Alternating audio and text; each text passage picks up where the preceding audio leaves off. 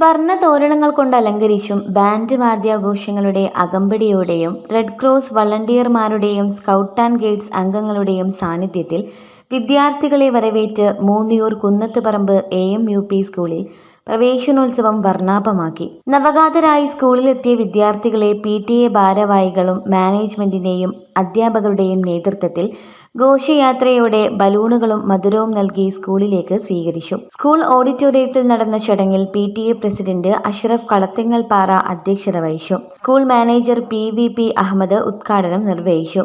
PTA vice president PVP Mustafa, MTA president Safura, Girish master, M Mustafa Hussain, Ali Maimoona എന്നിവർ പ്രസംഗിച്ചു. മുഖ്യാതിഥിയായി ഭിന്നശേഷി വിദ്യാർത്ഥി അജ്മൽ ഷാൻ മാളിയേക്കൽ പങ്കെടുത്തു. ഹെഡ്മാസ്റ്റർ പ്രശാന്ത് മാസ്റ്റർ സ്വാഗതവും സ്റ്റാഫ് സെക്രട്ടറി അബ്ദുള്ള മാസ്റ്റർ നന്ദിയും പറഞ്ഞു. പ്രവേശനോത്സവത്തോടനുബന്ധിച്ച് വിദ്യാർത്ഥികളുടെ വിവിധ കലാപരിപാടികളും അരങ്ങേറി. MTA news Tirurangadi.